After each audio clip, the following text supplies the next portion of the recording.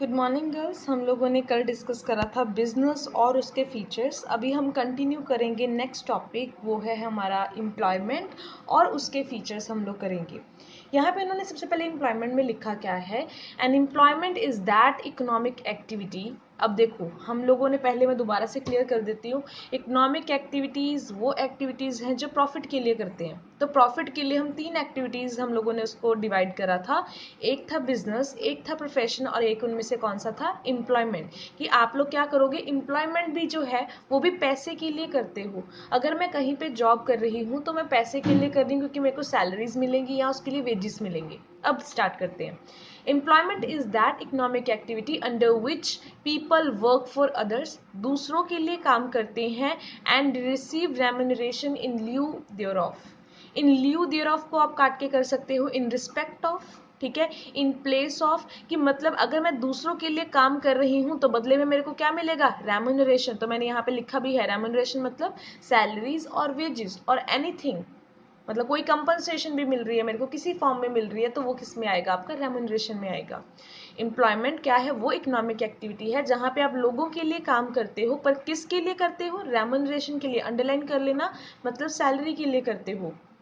आगे इन्होंने क्लियर करा है इसकी डेफिनेशन कि रेम्यूनरेशन होता क्या है, it can be in the shape of salaries, wages and so on. Bonus दे दिया, कमीशन दे दिया, तो वो भी रेम्यूनरेशन में आएगा। The employer can be government, ये ना लाइन काट देना क्योंकि मैं आपको ये 6-7 चैप्टर होएगा उसमें डिटेल पूरा पढ़ेंगे कि government, government enterprise and private organisations होती कौन सी हैं। अभी के लिए आप इतना पढ़ लो कि एम्प्लॉयर जो है वो किसी भी जगह पे काम कर सकता है, या एम्प्लॉयर कोई भी हो सकता है। देखो, एम्प्लॉयर है जो काम देता है, एम्प्लॉई है मैं काम करूंगी, जो वहां पे काम करता है। तो कहते हैं जो काम देता है आपको वो कोई भी हो सकता है। गवर्नमेंट काम दे रही है, गवर्नमेंट की कोई जैसे बैंक वगैरह कोई जॉब दे रहे हैं, या कोई प्राइवेट कंपनी है, प्राइवेट ऑर्गेनाइजेशन है, वो मेरे को जॉब दे रही है। तो एम्प्लॉयर कोई भी हो सकता है। एम्प्लॉय कौन है, हम लोग, हमने वहां पे जाके क्या करना है, अप्लाई करना है।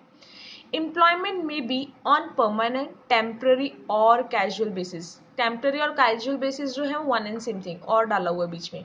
तो परमानेंट का मतलब ये है, हम जो बोलते हैं ना किसी की गवर्नमेंट जॉब लग गई है, ठीक है, वो क्या है, परमानेंट, हमेशा वहीं पे जॉब करेंगे। कोई रेलवे में है या कोई गवर्नमेंट ऑफिस में जॉब कर रहा है, गवर्नमेंट टीचर है, तो वो परमानेंट है। टेम्पररी है जो 1 साल के लिए, 2 साल के लिए, 6 महीने के लिए हम किसी को भी जॉब देते हैं। तो कहते हैं एम्प्लॉयमेंट जो आप काम करते हो, ठीक है, वो आप परमानेंट भी हो सकते हो वहां पे, या टेम्पररी बेसिस के ऊपर भी काम करते हो कि आज 6 महीने आपने जॉब कर ली, फिर उसके बाद आप चेंज भी कर सकते हो। सम ऑफ द एग्जाम्पल्स, आप इसको क्या करोगे, अलग से एग्जाम्पल बनाओगे, एक लाइन छोड़ के ये सब लिखोगे एग्जाम्पल्स। मैनेजर, वो भी एम्प्लॉयमेंट के अंदर आते हैं, servers, labourers, clerk and so on. एक यहाँ पे चीज है, आप इसको नोट डाउन नहीं करोगे बट ध्यान से सुनना जरूर है, क्योंकि इससे आपको डिफरेंस क्लियर हो जाएगा कि प्रोफेशनल्स और एम्प्लॉयमेंट में डिफरेंस क्या है। अब उन्होंने लिखा है professionals like doctors can also be recruited. पहले तो मैं आपको समझा देती हूँ। अगर तुम कहते हैं, हम लोगों ने पढ़ा था डॉक्टर क्या है, वो प्रोफेशनल है हमारे, क्योंकि वहां पे जो है वो लिटिल इन्वेस्टमेंट करते हैं और वहां पे उनको क्वालिफिकेशन चाहिए, और वो अपना बिजनेस, सॉरी, अपना जो है वो हॉस्पिटल वगैरह खोल सकते हैं। अब पढ़िए यहाँ पे, कहते अगर कोई डॉक्टर है जो अपना हॉस्पिटल खोल रहा है तो वो प्रोफेशन है। पर अगर कोई डॉक्टर है वो कहीं पे जॉब कर रहा है, if a doctor works in government hospital, यानी कि गवर्नमेंट ने अपॉइंट करा ना मेरे को, तो फिर ये एक्टिविटी क्या आएगी, एम्प्लॉयमेंट। दोबारा क्लियर कर रही हूँ, अगर कोई पर्सन हॉस्पिटल, अपना ही हॉस्पिटल खोल रहा है, अपना मेडिकल स्टोर खोल रहा है, अपनी केमिस्ट शॉप खोल रहा है, वो प्रोफेशन है। अगर मैं किसी के अंडर काम कर रही हूँ, मैं डॉक्टर ही थी बट मेरी गवर्नमेंट जॉब लग गई, तो इसका मतलब गवर्नमेंट जैसे बोलेगी मैं वैसे काम करूंगी, और पैसा मेरे को कौन देगा, गवर्नमेंट देगी। तो फिर वो किस में आएगा, आपका यहाँ पे एम्प्लॉयमेंट में आएगा, और यहाँ पे ये प्रोफेशन में है। आई होप ये मीनिंग आपको क्लियर हो गया होगा।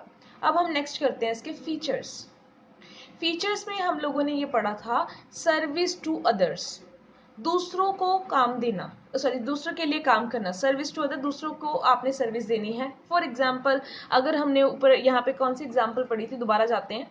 एक लिखा था मैनेजर दूसरों के लिए काम करता है, सर्वेयर दूसरों के लिए सर्वे करता है, लेबरर किसी के अंदर काम करता है, क्लर्क बैंक के लिए काम करता है। तो ये क्या है, दूसरों को सर्विस दे रहे हैं ना। तो यानी कि the first important feature of employment is this service of others.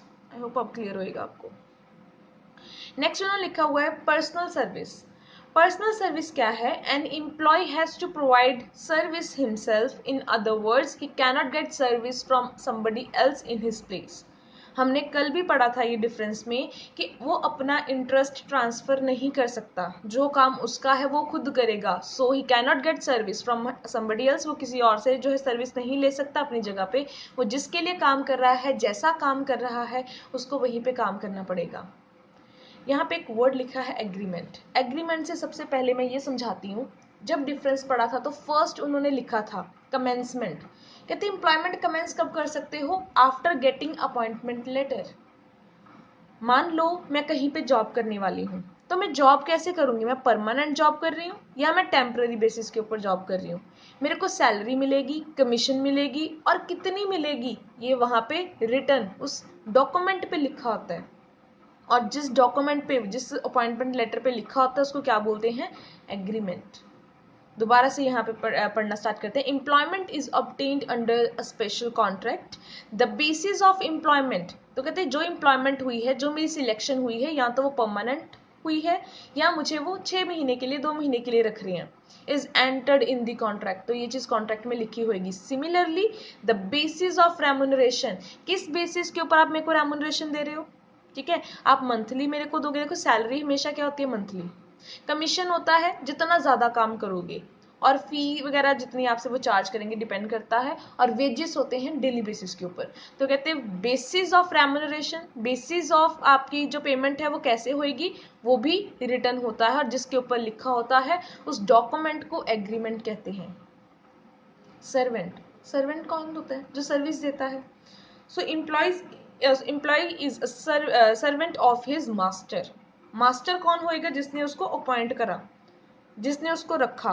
किसी गवर्नमेंट के अंदर काम कर रहा है, किसी प्राइवेट ऑर्गेनाइजेशन के अंदर काम कर रहा है, किसी कंपनी के अंदर काम कर रहा है, तो वो कंपनी क्या होएगी? मास्टर। और जो काम करने वाला होएगा वो क्या है? सर्वेंट है। यहाँ पे he act according to his orders, तो जिनको यहाँ पे ये एस नहीं दिख रहा तो मैं उनके लिए पढ़ रही हूँ ताकि लिखने में प्रॉब्लम ना आए आपको। नेक्स्ट लिखा हुआ है नो नीड ऑफ कैपिटल। हमने ये पढ़ा था डिफरेंस में। No need of capital, capital मतलब पैसा लगाया जो ऑनर ने। मैं अगर कहीं पे जॉब कर रही हूँ, मैं लेबर करूंगी अगर कहीं पे जाके, तो मैं घर से पैसा थोड़ी ना लेके जाती हूँ।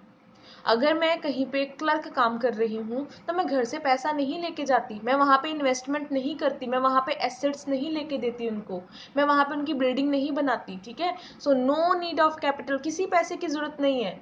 सो there is no need of capital, there is no need of capital in employment. In other words the capital is that of the master। तो कैपिटल किसकी होगी? मास्टर की। जिसका बैंक है, जिसकी बिल्डिंग है, वो उसको वहां पे पैसा लगाएगा ना। So and not that of employ, तो वो पैसा किसका होएगा? मास्टर का होएगा, एम्प्लॉय का पैसा नहीं है। अब नेक्स्ट यहाँ पे पढ़ते हैं। यहाँ पे है next no risk. No inherent risk in the job. हमने पढ़ा था बिजनेस में रिस्क है भी। हो सकता है कि मैंने इतना सारा गुड्स को प्रोड्यूस करा, मैंने इतने ज्यादा वो जीन्स बना ली, इतने ज्यादा शर्ट्स बना लिए, आग लग गई, खराब हो गया, रिस्क था वहां पे। ठीक है, तो वैसे ही प्रोफेशन में हो सकता है कि डॉक्टर, मैंने अपनी केमिस्ट शॉप खोली, कोई वहां पे पेशेंट ही नहीं आ रहा, तो वहां पे भी थोड़ा बहुत रिस्क है।